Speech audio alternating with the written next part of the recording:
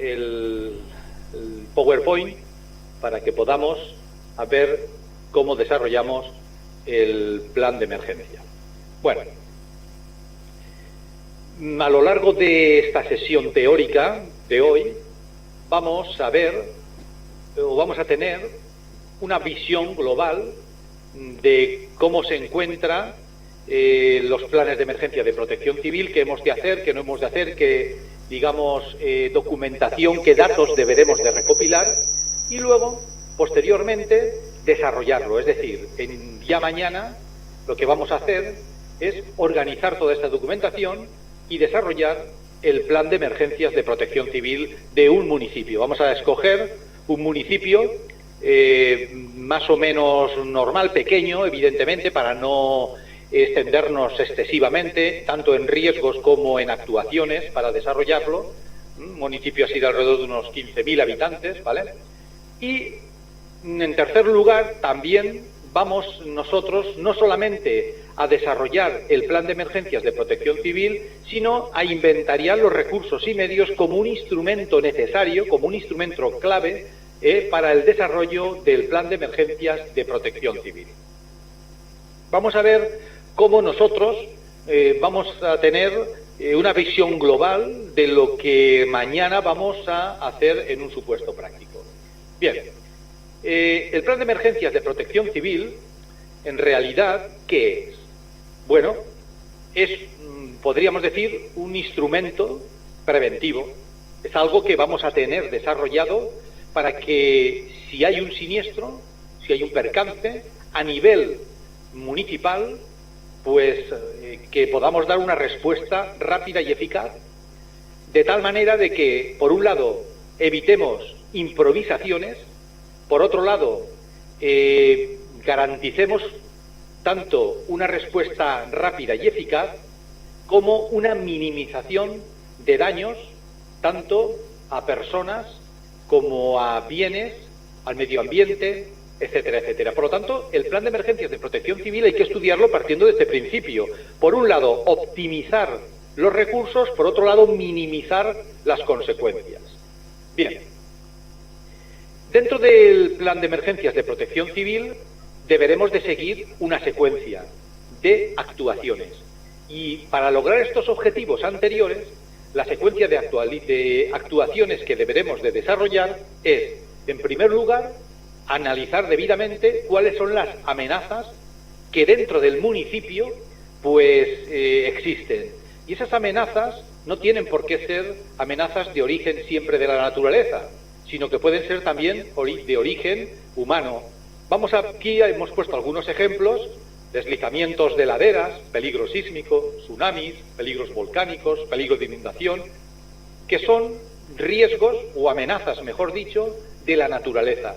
Pero tenemos otro tipo de amenazas, como por ejemplo el transporte de mercancías peligrosas, que puede cruzar por nuestro municipio o estar en las inmediaciones del mismo, y esto no es digamos, una amenaza de la naturaleza, sino es una amenaza tecnológica.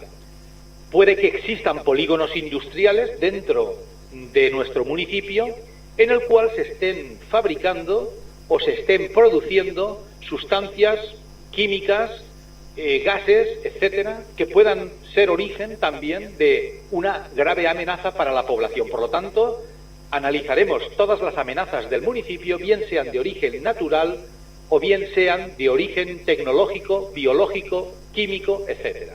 Habrá, pues, que de alguna manera establecer una serie de puntos de chequeo o de amenazas a chequear y comprobar si efectivamente se da o no se da en nuestro municipio. Una vez hayamos analizado amenazas, deberemos conocer bien el municipio para detectar vulnerabilidades. Es decir, hay que ver esas amenazas, qué daños pueden ocasionar a las personas, a los bienes, a la naturaleza, al conjunto del municipio, etcétera. La pregunta es qué puede pasar si se da un tsunami, si hay una inundación, si hay un incendio forestal, si vuelca un camión transportando mercancías peligrosas, etcétera. Así pues, conocemos las amenazas, detectamos qué vulnerabilidades y ahora, a partir de los conocimientos anteriores, deberemos de evaluar los riesgos. Es decir, cuantificar la gravedad de los daños ocasionados si las amenazas se materializan en una realidad.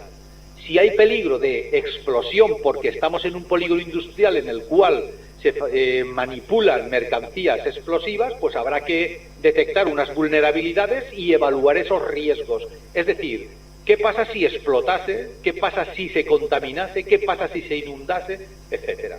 Bien, estos son una secuencia de actuaciones que deberemos de realizar y, lógicamente, como consecuencia de la evaluación de riesgos, establecer una serie de estrategias de respuesta.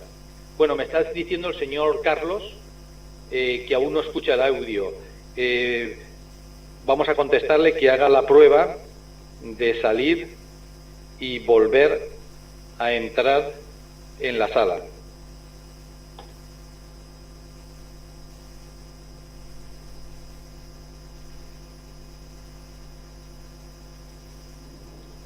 Bien, no interrumpimos más y continuamos. Bueno, lo que estábamos comentando es que hemos evaluado riesgos y ahora, en función y como resultado de esta evaluación de riesgos, vamos a establecer unas estrategias. Esas estrategias irán orientadas a actuar en la prevención, es decir, si hay una amenaza que se puede materializar en un riesgo, deberemos de actuar en la prevención. Deberemos de ver qué podemos hacer antes de que ocurra la amenaza y, si es posible, actuar en la prevención. Siempre será mejor y más barato, menos daños humanos y menos daños materiales. Por lo tanto, si la posibilidad de actuar es en la prevención, actuaremos siempre en la prevención.